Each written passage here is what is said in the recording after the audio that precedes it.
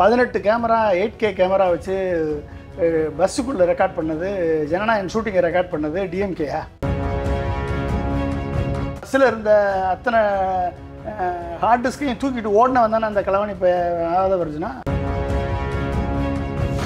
உயிரை விட்டவன் எனக்கு ஒரு 1 கோடி கொடுத்தானே நீ? இந்த மாதிரி ஆளுங்க ஊருக்குள்ளே விடக்கூடாது. காலில் போய் அடகு வச்சு விஜய் அடகு வச்சு விஜயை வந்து வித்துட்டு வந்துட்டான்.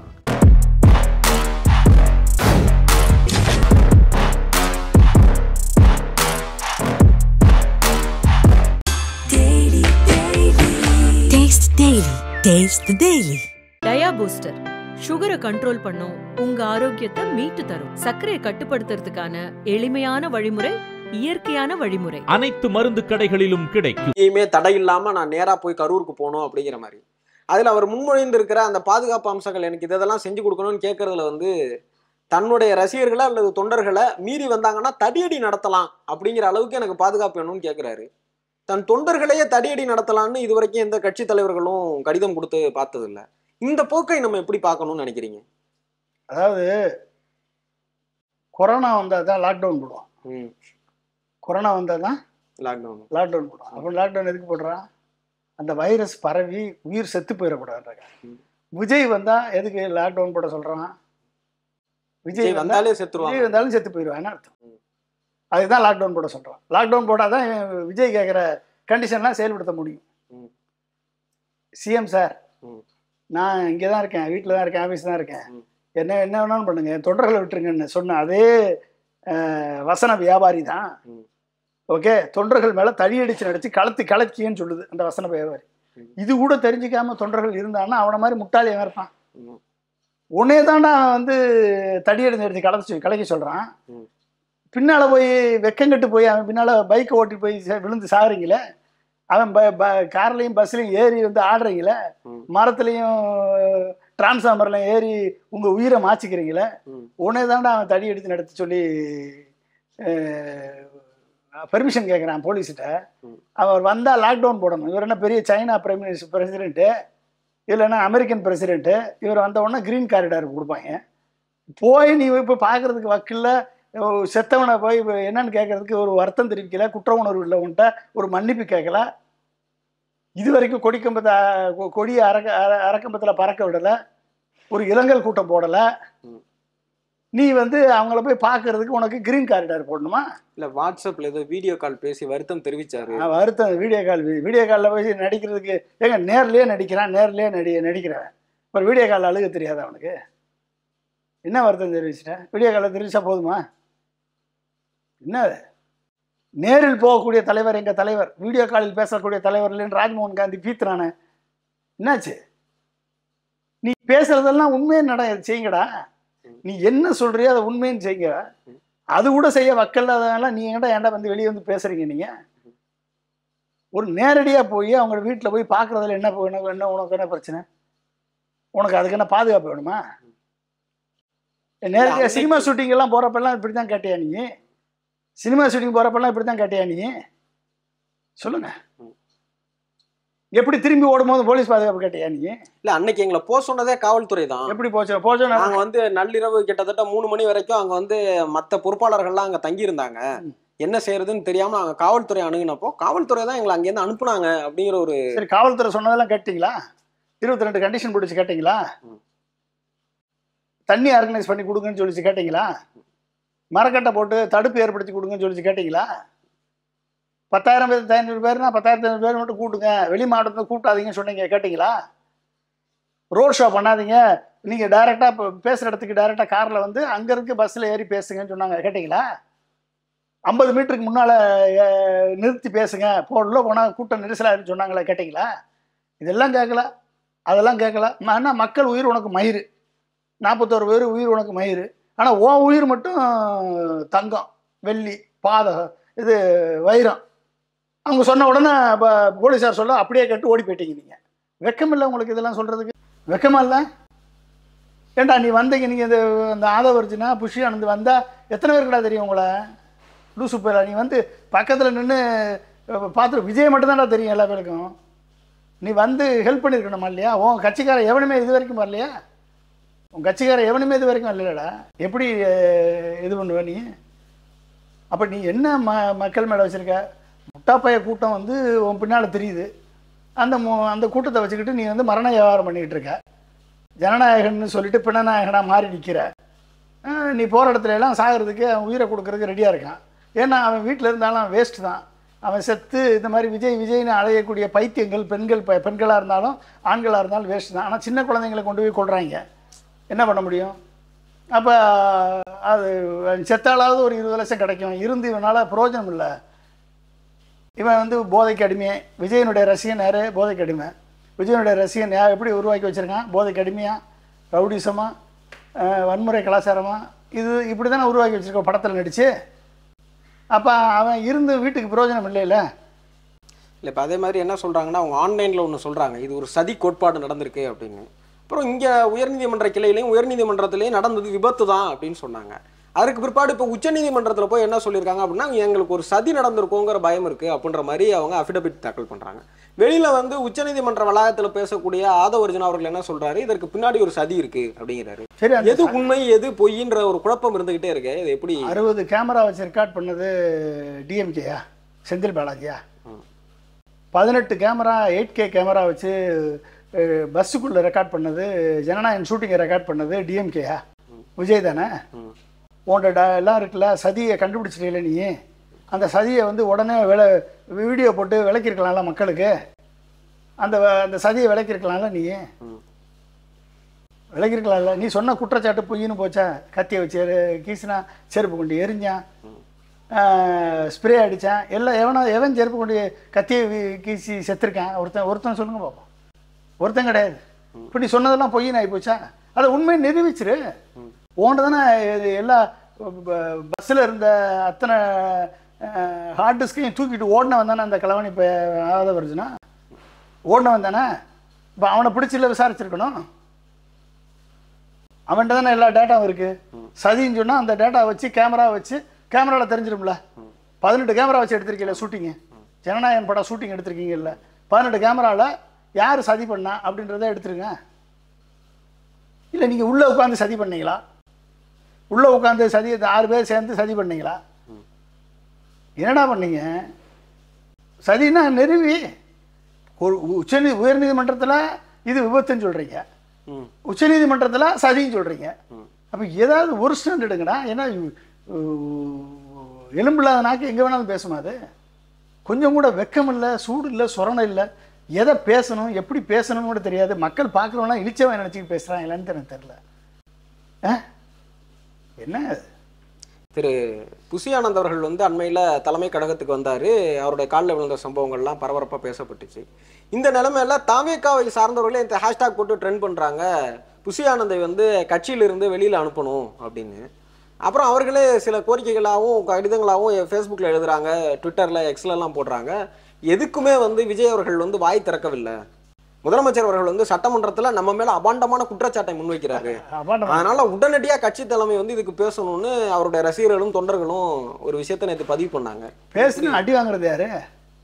இவங்க வீட்டில் பேசிட்டு இழுத்து விட்டு போயிடுவாங்க. அடி வாங்குறது யாரு? இல்லை, ஆனந்த் அவர்களே வெளில கட்சியை விட்டு நீக்கணுங்கிறாங்களே, அந்த கோரிக்கை ஏன் வருதுன்னு கேட்குறேன். அது வந்து இப்போ ஜெகதீஸ்வரன் அங்கே ஏற்கனவே செய்தி தொடர்பாளர் இருந்தால் ஜெகதீஸ்வரோட இன்டர்வியூ கொடுத்துருக்காரு.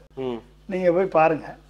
புஷி ஆனந்துக்கு ஒரு குரூப்பு, ஆதவர்ஜுனாவுக்கு ஒரு குரூப்பு, ஜான் ஆரோக்கியசாமிக்கு ஒரு குரூப்பு இருக்காங்க. அப்போ இவங்களுக்குள்ள வந்து புஷி ஆனந்த காலி பண்ணணும்னு ஜான் ஆரோக்கியசாமியும், ஜான் ஆரோக்கியசாமி காலி பண்ணணும்னு ஆதவர்ஜுனாவும் புஷி ஆனந்தும் இப்படி வந்து அவங்களுக்குள்ள ஒரு கோஷ்டியாக செயல்பட்டு இருக்காங்க. ஒரு கோஷ்டியாக செயல்பட்டு இருக்காங்க. அந்த கோஷ்டியில் என்னோட ஒட்டுமொத்தமாக என்னன்னா விஜயை தான் அடகு வைப்பாங்க. ஏன்னா ஒரு அரசியல் விழிப்புணர்வு இல்லை. இது விஜய் அவர்களுக்கு தெரியாதா இந்த மாதிரியான சிக்கல்லாம் இருக்கு? ஏங்க, அரசியல் விழிப்புணர்வு பெற்றவனுக்கு தானங்க அதெல்லாம் தெரியும். இவன் வெறும் கதை வசனம் எழுதி கொடுத்து நடிக்கிற நடிகன் தானாங்க. இவனுக்கு என்னங்க அரசியல் தெரியும்? இவன் ஈஸியாக அவனை மயக்கிட்டு போயிடலாங்க. இவன் ஆல்ரெடி சிஎம் ஆகிட்டேன்னு நினச்சிட்டு இருக்கான். இவனுக்கு என்ன தெரியும்னு நினைக்கிறீங்க? இவனுக்கு என்னென்னா எல்லாரும் எவனோ ஒருத்தன் பணம் கொடுக்குறான். இவன் பையிலேருந்து ஒரு பைசா போட்டது கிடையாது. ஆதவர்ஜுனா பணத்தை கொடுக்குறான். அப்போ பணம் கொடுக்குறவன் காலில் எல்லாம் விழுந்து பணம் கொடுக்குறவனை பக்கத்தில் வச்சுக்கிட்டு நடத்துகிறான். கட்சியை நடத்துறது புஷி ஆனந்த். கட்சியை புஷியானது நடத்துகிறான். பணத்தை கொடுத்து கூட்டத்தை கூட்டி இலவச மரணத்துக்கு ஏற்பாடு பண்ணுறவன் ஆதவ அர்ஜுனா. இவங்க எல்லாத்தையும் பின்னால் இயக்குறவன் ஜானகிசாமி. ஓகே, இவனுக்கு என்ன ரோல் இருக்குது? விஜய்க்கு என்ன ரோல் இருக்குது? நீ வந்து அரசியல் விழிப்புணர்வு உனக்கு இருக்கா? அரசியல் கொள்கை தலைவர்களை பற்றி உனக்கு தெரியுமா? இல்லை கொள்கைனா என்னன்னு தெரியுமா உனக்கு? நீ என்ன பேசுன, என்ன இப்போ பேசுகிறேன்னு தெரியுமா? இல்லை 5 பேரை கொள்கை தலைவர்களாக முன் வச்சு கொள்கை தலைவர்கள்னு எவனாவது சொல்லி கொடுத்துருப்பான். வந்து இவன் போய் சொல்லியிருப்பான் வழியே. இவனுக்கு என்ன தெரியுங்க? காமராஜரை பற்றி என்ன தெரியும்? பெரியாரை பற்றி இவனுக்கு என்ன தெரியும்? வேலுநாச்சியாரை பற்றி என்ன தெரியும்? அஞ்சலி அம்மாவை பற்றி இவன் படித்து வந்தானா? உனக்கு தெரியுமா? சொல்லுங்க. இந்தியாவிலேயே ஒரு பெண் தலைவரை வந்து கொள்கை தலைவராக கொண்டிருக்கிற ஒரே கட்சின்னு ஒரு அதான் எவனோ ஒருத்தவங்க எழுதி கொடுப்பான. இவனை இட்லின்னு சொன்னால் சட்னி கூட நம்பாதுங்க. இட்லின்னு சொன்னால் சட்னி கூட நம்பாது. ஏங்க நீங்கள் வந்து எஸ்ஐடி ப்ராப் வேணும், எதுக்கு சிபிஐ எதுக்கு எடுத்தாலும் சிபிஐ காலில் போய் ஒழிச்சுக்கிறீங்கன்னு சொல்லி அஜித்குமார் திரும்ப கேஸுக்கு நீ தானே பேசுன, விஜய் தானே பேசுனது.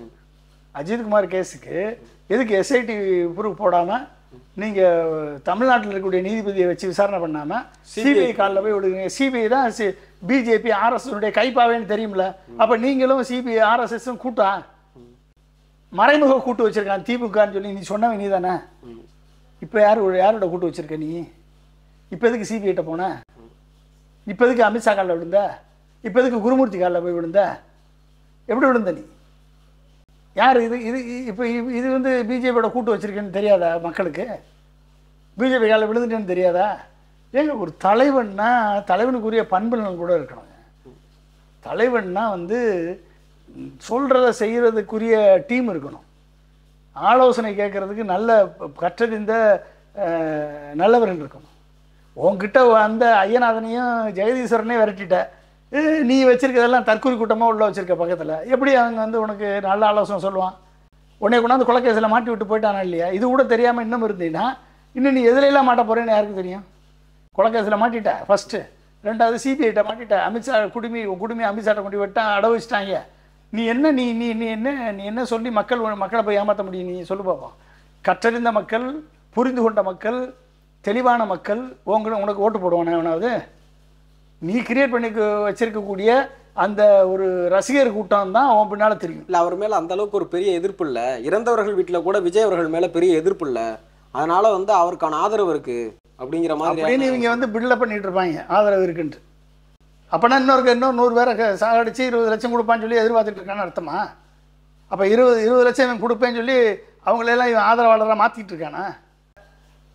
இவனை வந்து ஆராத்தி எடுத்து இன்னொருக்க வந்து எங்கள் வீட்டில் வந்து ஒரு இலவை உருவாக்கிட்டு போங்கன்னு சொல்லி ஆராத்தி எடுத்து வர. அப்படி தன் வீட்டில் தனக்கு உற்ற உறவா இருந்தவர்களை இழந்தவங்க அப்படி இருப்பாங்கன்னு நம்ம சொல்லிட முடியுமா? அப்படிதானே இருக்கான். அப்புறம் என்ன, செத்தது காரணம் விஜய் கிடையாது, இவன் தான் போய் திமிர் பிடிச்சி செத்தான்னு தானே சொல்கிறான். அப்புறம் என்ன இருக்கு? என்னங்க இருக்கு? 16 நாள் வந்து நாங்க அந்த சாங்கியம் முடிகிற வரைக்கும் நாங்க வந்து துக்கம் அனுஷ்டிக்கிறோம். துக்கம் அனுஷ்டிக்கிறோம். அதுக்கு பிற்பாடு நாங்க எல்லா ஏற்பாடுகளும் செய்வோம்னு ஆதவர்ஜுனா சொல்லியிருந்தாங்க.